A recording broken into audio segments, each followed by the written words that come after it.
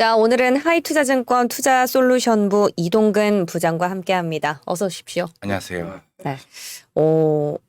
진짜 모처럼 금요일에 마음 좀 가볍게 할 수 있는 몇 안 되는 요일이었던 것 같습니다. 마음 조금 놓으셨나요? 어떠세요? 저는 아직까지는 마음을 못 놓고 있어요. 솔직히 어머, 이게 네. 지금 왜냐하면은 여러분들도 느끼시겠지만 최근의 장을 보면은 네. 뭐 빠질 때도 다이나믹하게 빠지고 오를 때도 다이나믹하게 오르기 때문에 네. 이게 지금 뭐 언제 상승의 연속성 이런 부분들이 아직까지 뭐 확인이 됐다라고 얘기하기 좀 일러요. 물론 간밤에 뉴욕 증시가 좀 올랐기 때문에 오늘은 그래도 우리 증시에 좀 긍정적인 영향이 줄 것으로 예상을 하고 있는데 저는 아직까지는 그래도 조금은 마음을 보수적이게. 완전히 놓지 못하고 있는 네, 그런 상황이다. 워낙 지금 시장이 워낙 이렇게 변동성이 큰 장을 잘 보지는 못해가지고 사실은 그죠.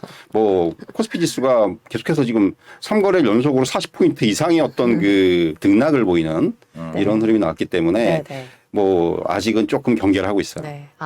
근데 우리가 부장님 우려했었던 뭐 원자재 가격이라든지 유가라든지 에너지 쪽으로 하향 안정화가 되고 있지 않습니까? 여기에다가 뭐 바이든도 대중 간세를 인하한다. 우크라 발 휴전설까지 네. 나왔고 여러 가지 이제 우려했던 것들이 해소되면서 시장에서는 이제 베어마켓 랠리인가? 그리고 베어마켓은 좀 인정을 하는 분위기예요. 아니면 데드캣 바운스인가? 어느 쪽으로 무게를 싣고 계세요? 뭐 사실 이제 하반기 장세를 전망하는 애널리스트들의 공통적인 얘기는 되게 보수적이에요. 점점 이제 보수화가 되고 있죠. 뭐 이제 정말 그 바닥 그러니까 저점에 대한 그 어떤 전망도 점점 낮아지고 있고 그런 가운데서 공통적으로 얘기하는 얘기가 베어마켓 랠리가 몇 번은 있을 것이다라는 얘기들을 하고 있죠. 근데 그 베어마켓 랠리의 근거를 찾자면은 먼저 이제 제일 중요한 부분들이 이렇게 이제 그 인플레이션의 안정. 결국 이 부분이 제일 중요할 것이고 또 이제 부수적으로 뭐 러시아 우크라이나 전쟁의 뭐 휴전이라든가 이런 부분들 그리고 이제 뭐 연준의 스탠스 변화 이런 것들이 이제 그 요인으로 꼽히는데 일단 지금 그 첫 번째 그러니까 저는 뭐 제가 한 2주 전부터 그런 얘기를 하고 있는데 그러니까 저는 인플레이션 정점을 통과하고 있다고 생각을 하거든요. 네네. 근데 이제 지금 그런 흐름들이 조금 본격화되는 것이 아닌가 그렇게 좀 말씀드릴 수가 있을 것 같고 결국 뭐 시장이 이제 우려했던 부분들이 집중되었던 부분들은 경기 둔화, 물가 상승. 근데 이제는 경기 둔화 약간 물가는 좀 안정되지 하락. 이 국면으로 약간 그 변화가 나타나기 했다고 저는 말씀드릴 수 있을 것 같아요. 아직 둔하긴 둔하네요. 둔하죠. 그러니까 아직까지 뭐 이게 완전히 뭐 인플레이션 왜냐하면은 네. 지금 그 그러니까 이 물가 상승률 수치 자체는 여전히 높죠. 그러니까 우리가 얘기하는 뭐 연준의 그 지향점 이런 거보다는 현저히 높아요. 그렇기 때문에 이런 게 하루아침에 뭐 갑자기 급락을 하고 이러지는 않습니다. 네. 다만 이제 서서히 둔화가 되어가는 과정이 나타날 것이고 이제 그 이 된 것이 아닌가라는 생각이 들어요. 이제 앞에서도 언급해 주셨지만은 지금 원자재 가격의 최근 하락세들, 뭐 원자재, 농산물, 뭐 유가 이런 부분들을 보면은 이제 좀 뭔가 이런 부분들 이게 결국은 어떻게 보면 이런 하락세가 정상화가 되는 과정이죠. 그러니까 이게 그동안 약간 투기적인 수요라든가 이런 부분들까지 가세를 했었고 그리고 이제 여러 가지 이제 불확실성, 불안 심리들이 작용을 하면서 네. 지나치게 단기적으로 좀 많이 올랐던 측면들이 있는데 그런 부분들이 조금 이제 안정화가 되는 그런 국면이 시작됐다 이렇게 말씀드릴 수가 있을 것 같아요. 그래서 사실 근데 이제 뭐 이렇게 그런 표현들을 많이 써요. 그래서 이제 줄타기의 장이다. 왜냐하면은 이것을 또 이제 경기 침체로 해석을 해버리잖아요. 근데 이제 그런 거예요. 그래서 이제 시장의 해석이 되게 중요한데 네. 경기 침체로 쭉 해석을 하다가 또 이제 어제 같은 경우는 사실 이 부진한 지표에 대해서 어제 미국장의 어떤 그 반응들을 보면은 이 지표가 부진하게 나오니까 이렇게 되면 이제 인플레이션이 완화된 것이 아니냐라는 또 이런 시각들이 어제는 또 굉장히 시장을 지배를 했어요. 네. 이게 제가 계속해서 이제 지난 시간에도 그런 말씀 드린 적이 있는데 그 고용 지표를 잘 봐야 된다는 말씀을 드릴 수가 있을 것 같은데 주간 실업수당 청구 건수는 늘었어요. 4천 건 정도 늘었는데 이것도 중요하지만 제가 이제 그 한 4주간 이동 평균 이런 걸 좀 그죠. 봐야 된다고 네. 말씀드렸는데 4주간 이동 평균이 계속해서 늘고 있어요. 꾸준하게 늘고 있습니다. 그러니까 고용에 대해서 물론 아직까지는 고용이 좋은 상황이지만은 정말 그 연준이 믿고 있는 고용이 정말 약간 흔들리는 모습이 나온다면은 연준의 어떻게 보면은 그 스탠스 변화가 조금 더 빨라질 수 있다라는. 그러니까 저는 이건 희망 사항이에요. 네. 근데 7월까지는 아까도 뭐 세인트루이스의 그 블러드도 얘기했지만은 블러드 총재도 얘기했지만은 7월까지는 자이언트 스텝은 일단 뭐 그것에 대한 스탠스 변화는 없을 거예요. 중요한 것은 이제 그 이후. 그 이후가 이제 지표를 보고 아마 7월 그 FOMC에서 저는 그런 얘기가 나올 것 같아요. 자, 자이언트 스텝 가는데 뭐 추후의 어떤 금리 결정이라든가 이런 부분들은 지표라든가 시장 상황을 보고 결정하겠다는 코멘트 정도가 나와주는 게 저는 베스트 시나리오다. 아, 그렇게 나오면 시장이 뭔가 연준이 지금 변화의 가능성을 두고 있구나. 감지를 했다. 만약에 진짜 그 시장 친화적인 연준의 스탠스의 그게 어떤 정점이 아닌가라는 생각이 들어요. 그렇게 얘기해 주는 게. 그러면 정말 시장이 굉장히 네. 환호를 할 것 같아. 그럴까요? 그거는 정말 베어마켓 랠리가 세게 나올 수 있는 아, 이런 거 하나의 그 예. 모멘텀이 될 수가 있거든요. 그럼 부장님은 7월달 FOMC에서는 자이언트 스텝 75bp 인상 예측하세요? 그건 지금 아마 변하지 않을 거예요. 지금 이미 그거 왜냐하면은 네. 당장 예를 들면은 지금 원자재 가격 하락하고 있는데 이게 뭐 CPI라든가 이런 데 반영은 조금 이게 지연되죠. 아직 이제 상대적으로. 7월부터 격차가 꺾이기 있죠. 시작했으니까. 6월 CPI에 반영 안 돼요. 네, 안 되죠. 그렇죠. 그러면 이제 지표는 여전히 높게 나올 거예요. 6월 CPI. 물론 조금 둔화가 되겠죠. 하지만은 여전히 높게 나오기 때문에 일단 연준의 의사결정에는 그런 부분들을 고려한다면은 네. 그것이 영향 아마 주지는 못할 거예요. 그래서 사실은 그 이번 FOMC까지는 저는 아마 그 자이언트 스텝이 나올 것 같은데 네. 다만 이제 그 이후에 네. 거의 코멘트에 9월이 대해서. 되겠죠. 예. 그 코멘트가 되게 중요하다고 생각을 해요. 이게 그 과연 해줄지는 모르겠어요. 그런 얘기를 해줄지 그건 제 네. 생각인데 네. 뭐 그 정도 만약에 그런 코멘트 아니 뭐 그거 비슷한 코멘트 정도가 나온다면은 시장은 굉장히 그 환호할 수 있는 그런 좀 여건이 마련이 되지 않는가 생각이 네. 되고요. 네. 그리고 이제 앞에서도 언급해 주셨지만 결국은 이렇게 유가라든가 뭐 천연가스라든가 이런 에너지 가격의 하락이 본격화된다면은 결국 이것이 물가 정점의 시그널이 될 겁니다. 결국은 이게 가장 중요한 거고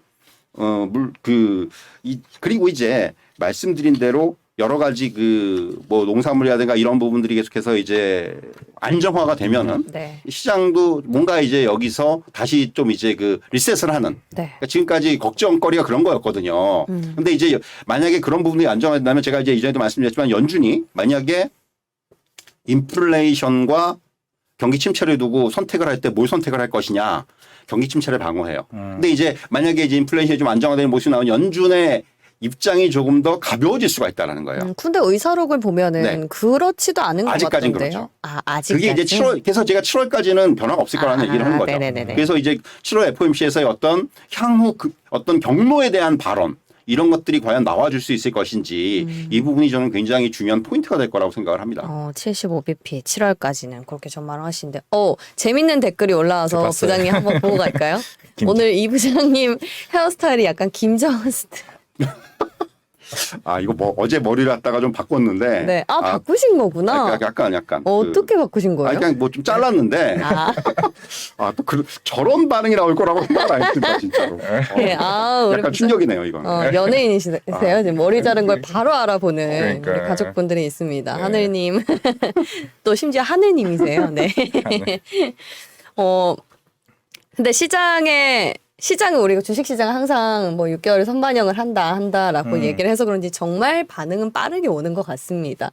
이미 지표 둔화를 보면서 그렇죠. 경기 침체를 기정사실화하다 보니 연준의 금리 인상 기조 스탠스가 좀 바뀔 수도 있겠구나라는 데 무게를 두면서 사실상 고개를 든 게 성장주였거든요. 요런 시그널들은 제가 봤을 때 이제 미장에서 먼저 포착이 됐고 그렇죠. 이번 주 들어서 우리도 뭐 네이버 카카오 비롯해서 제약바이오 게임주까지 반등이 좀 쏟아지고 있습니다. 반등이 나왔다고 하기엔 물론 좀 시기상조가 이른 감이 있죠. 왜냐하면 이번 주가 아직 끝나지도 않았고 이 부분은 성장주 고개를 든다라고 지금 얘기해도 괜찮을까요? 자, 고개는 든 것 같아요. 단적으로 해서 고개는 들었어요. 이게 무슨 맞았네요. 얘기냐면은 이게 일단은 근데 첫 번째는 그 고개를 드는 그 어떤 그 요인은 낙폭과대예요. 그래요? 제약주가 제일 먼저 움직였잖아요. 제약바이오가 제일 먼저 움직였습니다. 제약주는 이미 움직이고 있었죠. 근데 진단키트 봐야 일시적인 물론 맥이 이제 그런 아니었습니까? 거기에 또 이제 절묘하게 그런 뭐 원숭이 두창이니 이런 또 코로나 새로운 그 확진이. 요인들이 가세가 네네. 되면서 네. 제약바이오가 먼저 움직였고 네. 여기에 이제 미국장에서 기술주들의 어떤 그 반등이 나오면서 네. 이게 우리나라장의 이제 성장주라고 할 수 있는 뭐 우리가 이제 플랫폼 관련주라든가 뭐 게임주라든가 이런 것들의 반등이 나타나기 시작을 했죠. 이건 어떻게 보면 굉장히 단순한 논리죠. 아시겠지만은 결국 그 금리에 대한 그 부담이 덜어지면은 네. 그러니까 지금 사실 성장주들이 빠진 이유는 금리가 계속해서 오르고 있기 그쵸. 때문이었죠. 네. 근데 이제 이게 미국 사실 지금 10년물이 같은 경우도 3.1 넘어갔다가 다시 2.7대까지 빠졌단 말이에요. 이거는 충분히 성장주들한테는 우리가 이제 활개를 칠 수 있는 시기가 됐다라는 그런 그 토대를 제공을 해주는 거죠. 결국은 그렇기 때문에 지금 이것은 아주 단순하게 접근할 필요가 있을 것 같고 앞서 말씀드린 대로 이제 뭐 아시겠지만은 게임주도 그렇고 뭐 제약바이오는 말할 것도 없고 뭐 고점에서 어제도 제가 이제 그런 뭐 전화를 참 많이 받았는데 뭐 지금 시총이 한 5분의 1 수준인데 이거 한 반만 회복해도 더블 나는 거 아니냐. 맞죠 사실은. 시총이 지금 뭐 2조 5천억짜리가 5천억까지 줄어들었는데 예를 들면은 뭐 어떤 종목이 이거 한 1조만 돼도 지금 주가는 더블 이상 나잖아요. 그러니까 이런 논리로 지금 일단 접근이 되는 거죠. 여기서부터. 물론 이제 그렇기 때문에 고개를 드는 건데 자, 중요한 것은 이것이 과연 그러면 계속해서 연속이 될 것이냐에 대해서는 그렇지. 아직까지는 저는 조금은 확인할 게 너무 많아요. 아직까지는. 예, 뭐 여러 가지 그 지표들을 확인해 봐야 되고 네. 그 어떻게 보면은 이 성장주들이 저는 이제 그런 생각이 들어요. 그래서 이제 확인해야 될 부분도 많고 그렇다면 앞으로 이제 이런 흐름이 어떻게 이어질 것이냐에 대한 생각을 해 보면은 이게 어떻게 보면 경기 침체가 정말 그러니까 뭐 경기 침체가 뭐 저는 만약에 오더라도 오래 가지는 않을 것 같아요. 굉장히 짧게 경험을 하고 반등으로 갈 가능성이 아직은 많다고 생각을 하는데 진짜 이제 경기 침체 뭐 경기 둔화 이런 게 현실화되면은 시장에서는 성장이라는 부분이 부각이 될 수가 있다라는 거죠. 그렇죠. 다른 측면에서. 그러니까 네. 왜냐하면 시장이 다 이제 뭐 지금 침체. 이익 전망이 줄어들고 네네. 뭐 하향되고 이러는데 그 중에 이제 성장을 한다는 종목들 업종들은 굉장히 돋보일 수가 있다는 얘기입니다. 그렇기 때문에 이런 부분들이 어떻게 보면은 그 특히 이제 미국의 그 우리가 얘기하는 빅테크주들이 대표적이잖아요. 얘들은 그래도 어쨌든 간에 뭐 온갖 안 좋은 얘기들이 나오지만은 꾸준히 이익이 늘어나고 있고 뭐 또 새로운 사업에 진출하고 있고 아무리 죽는 소리를 하더라도 어쨌든 간에 계속해서 성장을 하고 있어요. 결국 이런 부분들이 굉장히 돋보일 수 있는 환경이 된다는 얘기죠.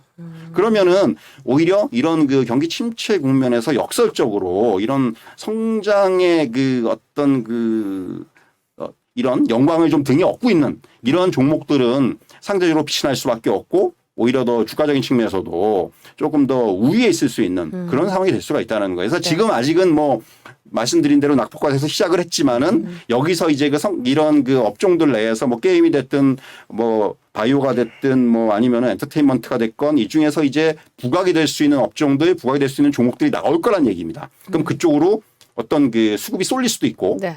주가가 차별화가 될 수도 있죠. 네. 이제 저는 그럴 확률이 좀 더 높다고 봐요. 그래서 이제 뭐 지금 계속해서 그 우리나라장에서 특히 얘기가 많이 되지만은 어떤 그 말씀드린 대로 낙폭과대의 접근이냐 아니면 진짜 독보적인 성장의 접근이냐 예. 이 차이라고 볼 수가 있겠고. 교집합 접근이 제일 현명하겠네요. 그렇죠. 근데 이제 그게 참 쉽지가 않아요. 아직까지는 그게 딱 판가름이 안 나요. 실적이 발표가 돼봐야지 아는 거고 그리고 또 이제 하반기 실적에 대한 가이던스라든가 전망치라든가 이런 부분들까지 조금 확인을 할 필요가 있어요. 맞아요. 지금 댓글이 오늘 굉장히 많이 올라오네요. 즐겁잖아요. 이게 지겹다고요? 즐겁다고요. 아. 이게 차이가 있구나. 이게 약세장일 때는 전 오늘같이 댓글 많이 올라온 거 처음 봐가지고 댓글을. 그렇구나. 오늘도 막 기대를 하는 장이니까 사람들이. 네. 근데 뭐 댓글창은 그렇게 좋은 얘기는 아닙니다. 단념. 네. 코로나19 요즘 확산세가 다시 뭐 저기 그쵸. 뭐 5차 막 팬데믹 이런 얘기 나오고 있잖아요. 저도 제 친구가 감염돼가지고. 지금요? 최근에? 네, 어제 코로나19 감염됐다길래. 어머, 다시 옛날에 안 걸리셨어요? 안 걸렸어요. 그래서 별거 아니다. 누통 3일 걱정하지 마라 얘기했는데 엄청 걱정을 하더라고요. 한번 겪어봐. 저는 이제 감기라고 그냥 생각을 하고 있는데. 네. 근데 걸렸던 분들도 다시 감염되는 사례가 많다고 하네요. 지금 부장님은- 변이가 또 네. 이제 다른 변이들이 오기 때문에 그쵸, 그쵸. 저도 아직 안 걸렸거든요. 진짜요? 예. 살아남으신 분? 저는 약간 그래서 이 스스로 이제 슈퍼라고 얘기를 하고 다니는데 네. 슈퍼 항체라고 얘기를 하고 다니는데 저도 최근 들어서 조금 이제 겁이 나기 시작을 했죠. 오, 다시 이제 그렇구나. 왜냐하면은 네. 결국 이거는 지금 사이클이에요. 또 지금 예상을 하고 있지만은 네. 팬데믹은 다시 또 이제 그 감염자 수가 늘어날 수밖에 없는 구조고. 그런데 이제 그런 부분들이 완전히 잡히기 위해서는 저는 결국은 치료제, 백신 그러니까 완벽한. 그러니까 그러니까 제가 다른 그 방송에서도 그런 말씀을 한번 드린 적이 있어요. 결국은 타미플루가 나와야 된다. 신종플루가 아무것도 아닌 게 돼버린 건 타미플루가 나왔기 때문이잖아요. 그러니까 먹으면 바로 낫는. 네. 그런데 코로나는 아직까지 그런 게 없지 않습니까? 아. 근데 그게 지금 생각보다 굉장히 쉽지가 않죠. 만약에 그런 게 개발이 된다면은 그 제약사 바이오사는 100배 갈 수 있죠. 주가. 지금 이 얘기를 들으면서 두 가지가 생각이 나는데요. 우리가 침체 국면에서 다시 코로나 확산이 되면 네. 이게 어떤 스탠스를 변화하는 트리거가 될 것인지 첫 번째. 그리고 두 번째. 지금 당장의 눈앞의 상황들을 봤을 때 사실 SK 바이오사이언스는 바이오사이언스. 말도 안 되는 급등을 이어가고 있잖아요. 이번 주 내내 뭐 45%인가 예. 올랐던데 그럼 우리가 백신을 볼 게 아니라 앞으로 가능성을 봐서 치료제 기업을 투자해야 되는 건 아닌가 이런 생각도 근데 들고요. 이제 생각보다 지금 이번에 아시겠지만 셀티온 같은 경우도 일단 포기를 했잖아요. 그러니까 그러니까 이게 쉽지가 않은 거예요. 치료제 진짜로 이제 자체가. 그죠. 이제 그러니까 적어도 지금 시장에서의 그 치료제의 수준을 기대하는 수준은 뭐 아까도 말씀드렸지만은 그런 그 어떤 그 타미플루의 수준을 기대하고 있어요. 근데 그거로 지금 가는 회사가 그 근처에 가는 회사도 아무도 없죠. 타미플루는 얼마나 걸렸어요? 개발되는 게? 개발된 그 개발이 그게 크게 안 걸렸어요. 그럼 신종플루 머크가 이제 개발했잖아요. 타미플루 네, 갖다가 나오고 나서 되게 한 오래 1년 걸렸 반? 얼마 안 걸렸네. 그렇기 때문에 네. 이제 어떻게 보면 그건 약간 뭐 저는 운도 따랐다고 생각을 하는데 근데 이제 지금 코로나19 같은 경우는 지금 생각보다 처음엔 가능하다고 봤는데 네. 지금 생각보다 굉장히 지연이 되고 있죠. 어. 그렇기 때문에 이제 그런 부분들이 뭐 된다면 만약에 아까도 말씀드렸지만 굉장히 또 시장에 한번 센세이션을 일으킬 거고 그렇죠. 지금 앵커에서 굉장히 중요한 얘기를 해주셨는데 사실은 만약에 이제 코로나19가 다시 확산이 된다면은 예를 들면은 또 뭐 연준의 스탠스나 이것도 변할 수가 있고 근데 그렇게까지 과거의 어떤 초기 팬데믹 국면처럼 되지는 않을 것 같아요. 그러니까 이런 작은 파동의 연속 뭐 한 예를 들면 확진자 수를 기준으로 봤을 때 몇십만 명까지 늘었다가 또 줄어들었다가 이거에 계속 연속이 되지 않겠는가. 그러니까 약간 그 방역을 조금 강화시켰다가 풀었다가 이런 부분 정도. 그렇다고 뭐 통화 정책 자체가 뭐 긴축이었다가 뭐 완화 스탠스 그런 걸로 변하지는 못할 거예요, 이제는. 기대하진. 그리고 이제 그 어차피 이제 세계 모든 나라들이 한번 경험을 해봤잖아요. 네. 일단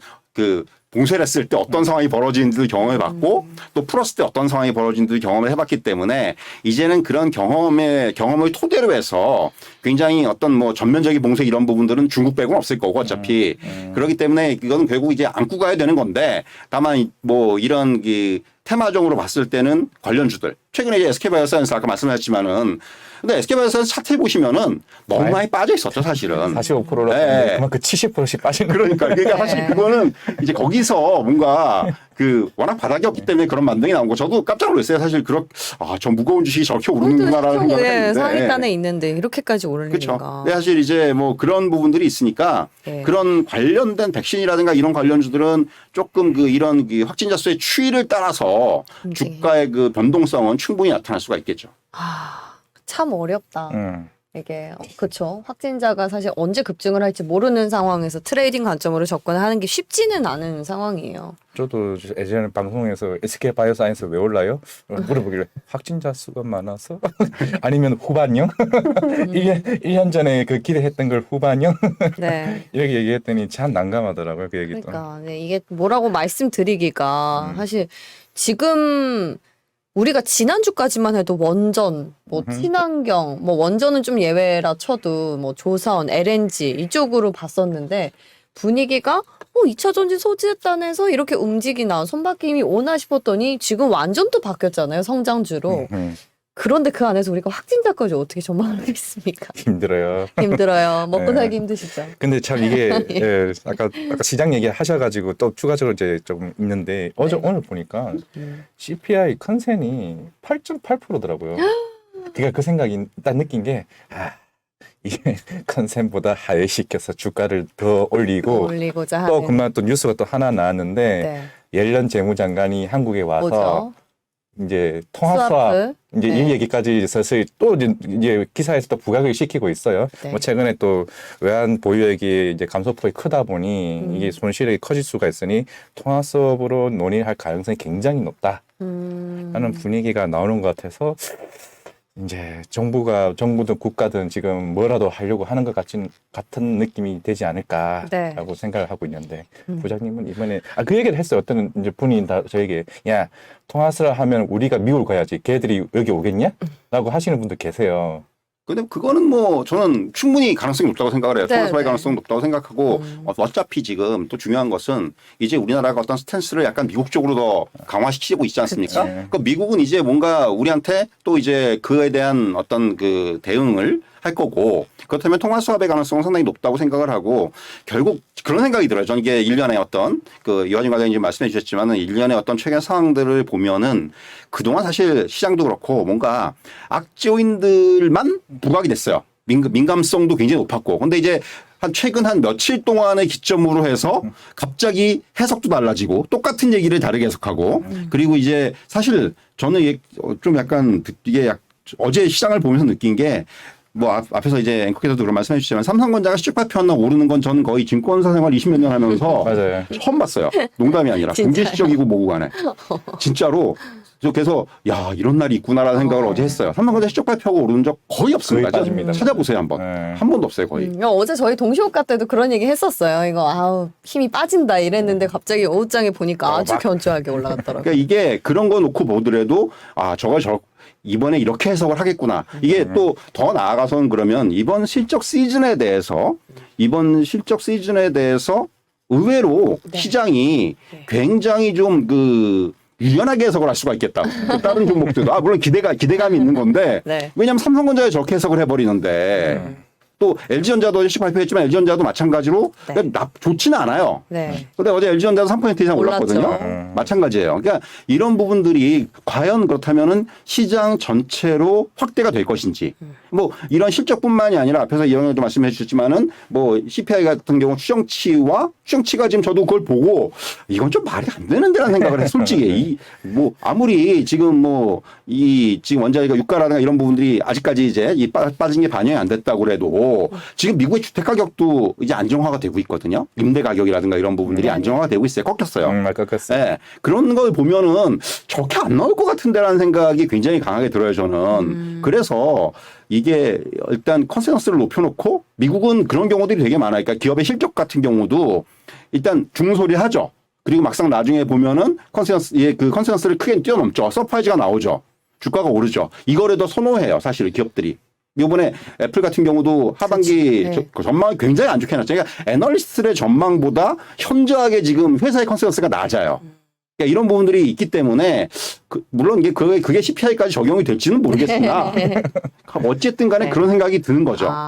근데 저도 그렇게 되면은 제일 좋겠죠. 시장이 좀, 이제는 호재에 좀 민감하게 반응할 때도 되지 않았나 싶은데, 반대로 삼성이나 뭐 LG전자나 어제 LG 에너지 솔루션도 장 마감하고 실적이 나왔는데, 기업들 같은 경우도 성장주지 않습니까? 근데 지금 흐름이 이렇게 옮겨가는 찰나에 마침 실적이란 아기가 잘 맞아서 이게 오히려 좀 호재로 반영이 된 건 아닌가라는 생각이 또 한편으로는 이제 그런 게 있는 것 같아요. 지금 이미 시장의 위치가 그러니까 지수의 위치도 그렇고 종목들의 위치도 그렇고 뭐 여러 번 말씀드렸지만 과하락이에요. 과하락이고 그리고 이미 악재들이 거의 다 반영이 된 상황이에요. 삼성전자도 그렇고 삼성전자도 지금 최근에 애널리스트들의 스탠스를 보면은 정말 이제는 저점 매수다 진짜로. 왜냐하면 모든 지표를 봤을 때 앞에서 이제 예정한테 말씀했지만은 반도체 가격에서 10% 떨어지고 이런까지 이미 주가에는 어느 정도 다 반영이 돼 있어요. 만약에 그리고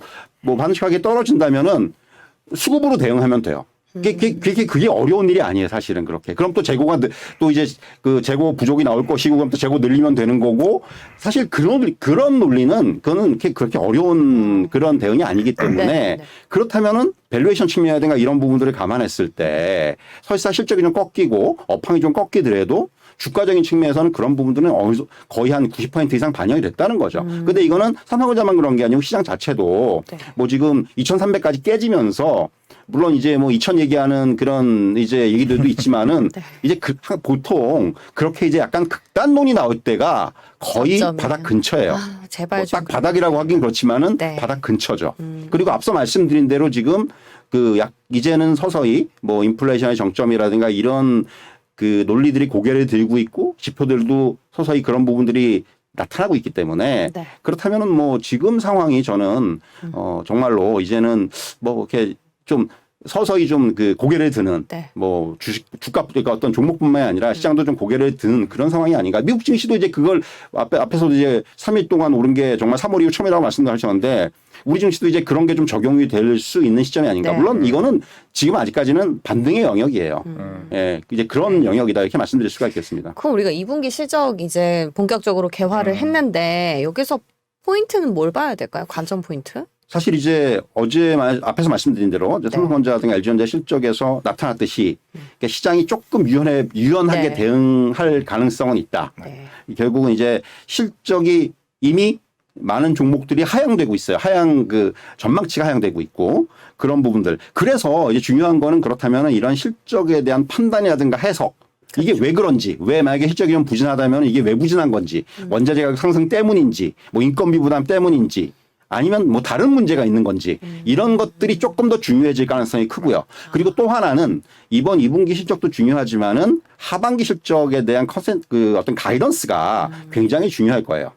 이게 만약에 하반기에 좀 2분기는 선방을 하더라도 하반기 가이던스가 너무 나쁘다. 이러면은 오히려 이게 좀 부정적이 될 수가 있고 미리 또 반영이 더 빠지겠네요. 그렇죠. 하지만은 뭐 2분기 실적은 하향이 됐지만은 하반기는 조금 이제 오히려 반등의 가능성이 있다. 이렇다면은 주가가 긍정적으로 반영할 수 있는. 그러니까 사실 미국 증시를 보면 우리가 실적 발표도 중요하지만 가이던스에 따라서 걔네들은 더 크게 움직이거든요. 맞아요. 이제 우리도 좀 이제 그러한 흐름들이 좀 나오지 않겠는가. 왜냐하면 지금 실적 안 좋은 건 어느 정도 시장에서 알고 있기 때문에. 결국 이제는 하반기 가이던스 이런 부분들이 굉장히 중요할 거고요. 더군다나 이제 뭐 어느 정도 사이즈가 있는 종목들은 그럴 거고 네. 중소형주의 경우에는 요번에 실적에 대한 어떤 이 반영이 더 클 것 같아요. 특히 중소형주 같은 경우는 지금 무엇보다도 기업들의 실적에 관심이 쏠려 있는 상황이기 때문에 조금만 실적이 잘 나온다 그러면은 주가가 의외로 굉장히 그거를 강하게 반영할 수 있는 그런 여건이다. 이렇게 좀 말씀드릴 수 있을 것 같습니다. 그리고 2분기 만약에 실적이 안 나온 기업의 경우 그 원인이 인플레이션에 있다면 더욱 좋게 해석을 그렇죠. 하겠네요. 그건 해소가 상당히 될 좀 이제 거니까. 어느 정도 접어준다는 얘기죠. 그 부분에 대해서는. 그래서 실적을 볼 때는 낙폭 과대 이쪽으로 뭔가 딱 맞는 말씀이신 것 같아요. 딱 네네. 유연하게 지금 이제 정유나 이쪽은 정말 좋아하실 거야라고 하고 있지만 이제 여기서 이제 진짜 유연하게 대응하지 않으면 잘못하면 고점에 몰리죠. 그렇죠. 이게 맞아요. 피가 없이 될 수가 있어요. 맞아요. 예. 이게 이제 개인 투자들이 제일 이게 바보 같은 행동을 하는 게 이거예요. 유가 정말 좋아졌어. 실제 너무 좋다. 이제 이거 더 사야 돼? 라고 하다가 내가 봤을 때 이제 업종 자체가 뒤바뀔 수 있는 흐름이 딱 제가 봤을 때 지금 그런 것 같아요. 그 대표적인 업종이 이제 그 이전의 경우를 게임 봤을 때 아닌가요? 해운. 해운. 이 흠슬라. 그쵸. 그것 때문에 계속해서 이제 어떤 이 우리가 얘기하는 운임지수라든가 이런 것들이 맞아요. 계속 고점을 갔잖아요. 그래서 주가도 계속 좋다가 어느 순간에 꺾였단 말이에요, 주가가. 이제 그 운임지수가 지금 꺾이고 있는데 그럼에도 이 실적이 잘 나오니까 거기에 이제 사람들이 약간 경고가 한 거예요. 근데 결국 주가는 회복을 못 하고 있는 거죠, 그쪽 고점을 갔다가. 그러니까 같은 논리들이 적용되는 업종들이 상당히 많아질 수가 있다라는 거죠. 그럼 우리가 이제 종목 섹터별로 대응을 좀 잘 잡아야 될 것 같은데 그럼 지금 지난주까지 흐름 좋았었던 뭐 신재생, 정유, 조선 쪽 대응은 어떻게 해야 될까? 보유자 입장에서? 결국 이제 보유자 입장에선 물론 지난주가 아니고 이번 주부터까지의 흐름들을 보면은 지금 약간 경기 민감주들이 상대적으로 이제 조금 전반적으로. 둔화가 되는 부분이 있는 거고 이건 또 결국은 아직까지는 저는 시장 전체적으로 봤을 때는 시장 계속해서 순환을 할 거라고 생각을 해요. 그럼 아직 흠슬라 그 해운주 단계는 아닌 그렇죠. 거예요? 아직까지는 아니고요. 근데 다만 이제 이번에 실적 나오고 나서도 그 이후의 흐름이 중요하다고 생각을 해요. 그렇기 때문에 네. 지금 경기 민감주에 대해서 뭐 지나치게 물론 이제 오히려 단기적으로 봤을 때는 낙폭 과대에 따라서 또 반등이 나올 수도 있고 네. 그런 부분들이 있기 때문에 물론 하지만은 이게 시장이 완전히 한동안 이런 쪽으로 쏠려 있었던 시장에서는 이제 확실히 이제 좀 또 스탠스의 변화가 나타나는 거죠. 이제 그러니까 좀 약간 성장주하고의 중립적인 맞아. 이런 흐름들이 좀 연출될 수가 있다라는 거. 요거는 아마 여러분들께서 염두에 두실 필요가 있을 것 같고요. 그렇기 네. 때문에 지금 보유하고 계신 분들은 반등을 하면은 조금 물량을 줄여보는 것도 하나의 전략이다. 그렇게 좀 말씀드릴 수 있을 것 같아요. 과장님은 어떻게 보세요? 정유나 조선 같은 경우에는 그럴 수도 있을 것 같은데 신재생이나 원전은 앞으로 이제 방향성은 또 맞다는 얘기가 많거든요. 그러면 이런 섹터를 보유하고 계신 분들도 조금씩 정리를 해나가는 게 맞을까? 일단은 급등에 대한 부분은 어차피 시장은 이쪽으로 가는 방향은 맞고 사실 오늘도 보니까 폴리실리콘 가격이 또 폭등을 했습니다. 지금 폭등을 한 상태고 물론 지금 계속 이제 유가가 또 한 번 또 올랐다고 또 이제 또 이런 식으로 또 신재생으로 또 흐름이 또 가고 있는 것 같은데 네. 그리고 이제 글로벌 시장 자체가 물론 최근에 완전히 그린 에너지에 포함돼 버리고 나니까 신재생에 대한 흐름이 조금 살포시 줄어드는 모습이 있긴 하지만은 네. 실제로 미국 같은 경우도 이미 애플은 본사 자체가 이미 태양광 모듈이 천장에 다 깔려 있습니다. 그냥 그렇기 때문에 이제 그런 흐름은 결국은 다 같이 갈 수 있는 분야라고 생각하게 되면은 길게 봤을 때는 포함이고 단기적으로 급등한 부분은 조금 해소하는 부분이 있다 생각할 수가 있을 것 같아요. 정유나 조선은 조금 꺾였다. 저는 종류는 조금 제가 봤을 때는 물론 유가가 급등을 할 수 있겠지만은 네, 제가 봤을 때는 조금 조심을 할 필요는 있을 것 같다. 아. 뻔하면 실적 발표 잘 올 수 있어요. 네. 발표하고 나면 쫙 빠질 수 있습니다. 제가 봤을 때는 그렇고 조선은 모르겠어요. 일단은 어제 또 LNG 천연가스도 한국 조선해양이랑 막 그거 네. 보니까 이 네. 부분은 어차피 실적은 뭐 2년 뒤, 3년 뒤 인도 시점에 나오겠지만은 그래도 조선은 그 한번 계속 꾸준하게 한번 지켜보는 게 제 생각은 그렇습니다. 그러니까 첨언을 하자면은 네. 지금 신재생하고 저는 그냥 전통 에너지하고는 좀 다르게 봐야 된다고 생각을 해요. 신재생 에너지는 이완영 과장도 얘기하셨지만은 이거는 길게 봐야 됩니다. 일단 지금 뭐 단기적으로 조금 등락이 나타난 부분은 있어요. 하지만 오히려 만약에 신재생 에너지 관련주들 뭐 태양광이든 풍력이든 이런 것들이 만약에 이제 이런 요인들로 인해서 주가가 빠진다면은 네. 또 하나의 매수 기회가 될 수가 있다고 생각을 해요. 방향성이거든요. 이거는 어떤 그 에너지의 방향성이기 때문에 네. 이거는 조금 시간이 걸릴지언정 결국은 지금의 어떤 주가대가 또 저가 매수가 될 수 있는 그런 가능성은 충분하기 때문에 약간 그 전통 에너지 업종과 신재생과는 조금은 저는 궤를 달리해야 된다. 같이 보면 안 된다. 이런 말씀 드릴 수가 있을 것 같습니다. 전통 에너지라 하면 정유 쪽 말씀하시는 뭐 그런 거죠. 예를 거죠? 들면. 네, 신재생은 결국에 방향성이 맞다라는 데서 지금 한 목소리가 계속 나오고 있는 상황입니다. 여기에는 의견이 거의 없는 것 같고 원전은 뭐 그냥 우리 정책적인 모멘텀에 플러스 어제 호재까지 있었으니까 계속해서 좋게 보시면 될까요? 이거는 사실 저는 원전 관련주는 대형주만 보자는 얘기를 해요. 대형주. 중소형주들은 오. 워낙 그 외풍에 휩쓸려요. 이게 그래 테마성으로 움직이기 맞아요. 때문에 네. 정말 이런 원전 관련주에 오실 분들은 대형주들 뭐 두산 에너벨러티라든가 한전 기술이라든가 뭐 이런 그 종목들 위주로 좀 거기서 어차피 그들이 이끌어야 돼요. 네. 그들이 이끌어야 되고 그렇기 때문에 그런 종목도 위주로 좀 보실 필요가 있다. 왜냐하면 너무 작은 종목들에 또 몰두하시면은 네. 그 또 높은 변동성에 시달리실 수가 있고 또 잘못하면 또 물리고. 크게 물릴 수도 있어요. 그렇기 때문에 그런 부분들 저는 그래서 좀 좀 큰 종목 위주로 보자 이렇게 좀 말씀드릴 수가 있겠어요. 그런 팁을 고려해서 보면은 어제를 제외하고 원전주 급등이 나왔을 때 두산 에너빌리티의 움직임은 그렇게 크진 않았거든요. 이게 이제 그냥 상대적으로 좀 이제 그런 변동성에는 좀 약하죠. 오히려. 근데 그게 안정성을 해석할 수는 있는 거죠. 충분히. 그러니까 시장의 소외는 받지 않으면서도 그렇죠. 같이 조금 수익을 얻을 수 있는 방법.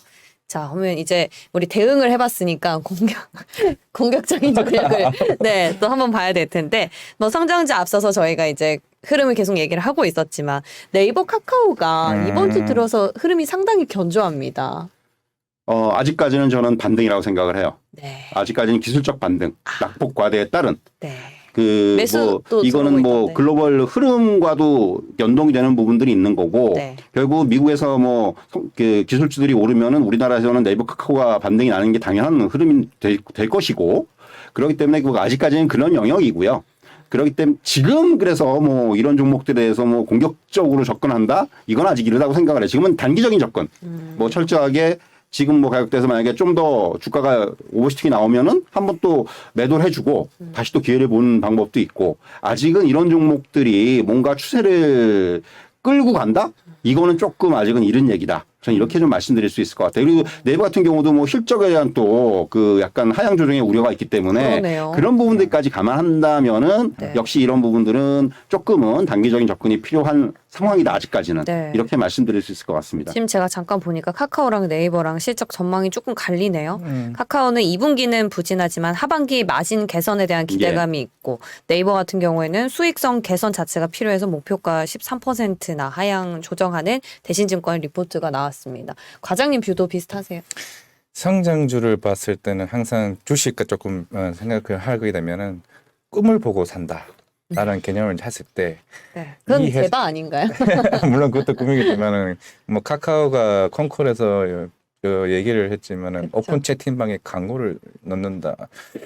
내가 생각했던 성장주에 대한 꿈은 이런 게 아닌데 결국에는 뭐 수익 조금 더 나기 위해서 오픈 채팅방에 네.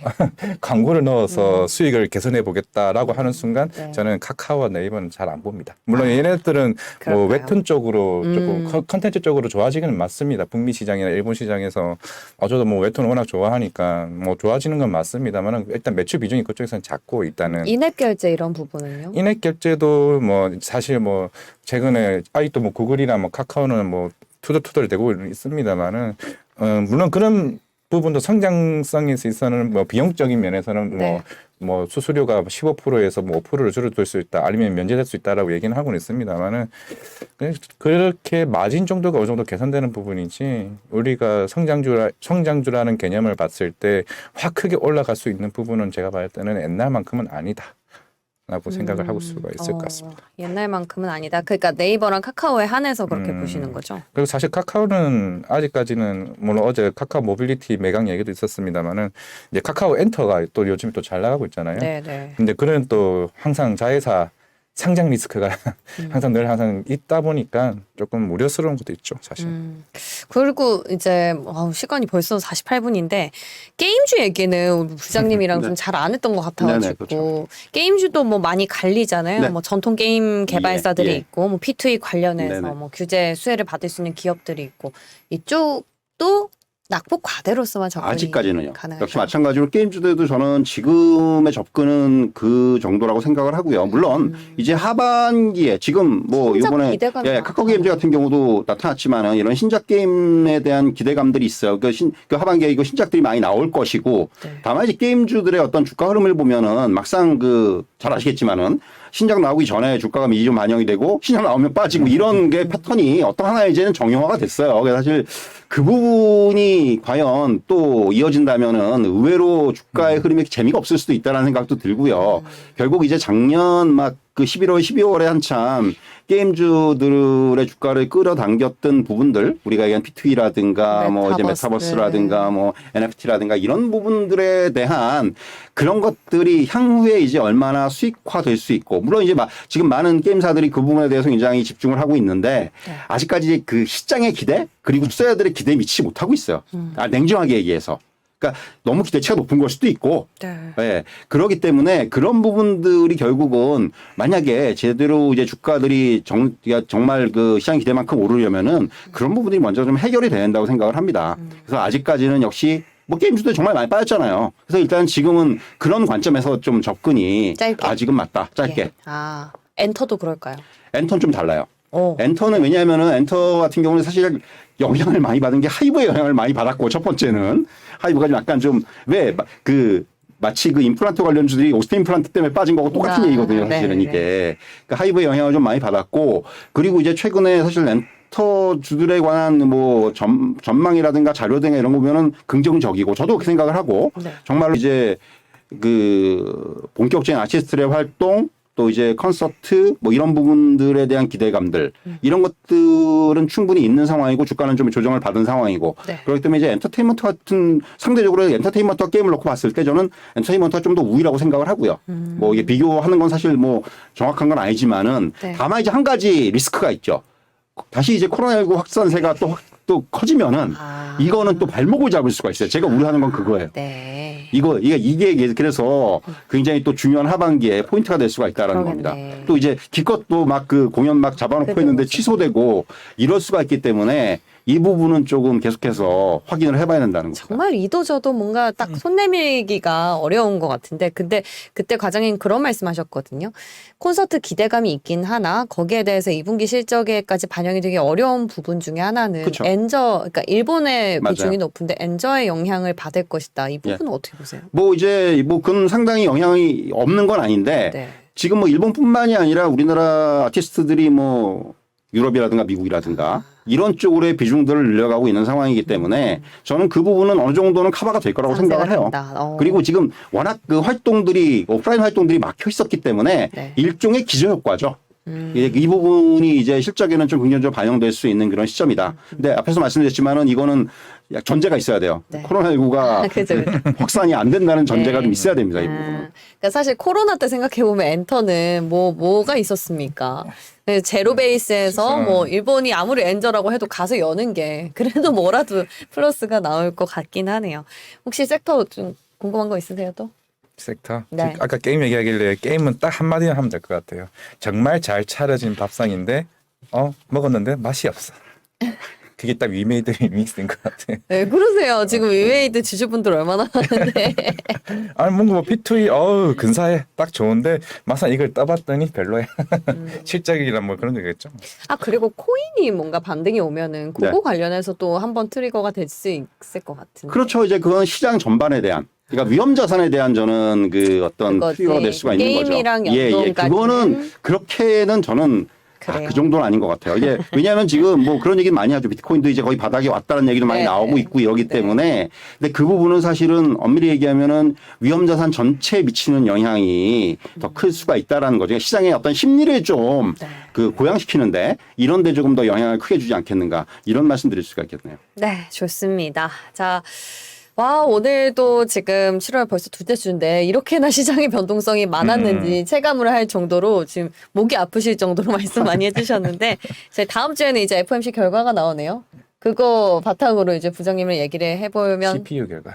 CPI, 예, CPI, CPI. CPU. CPI. 네, 좋습니다. 오늘도 귀한 말씀 고맙습니다. 네, 감사합니다. 네.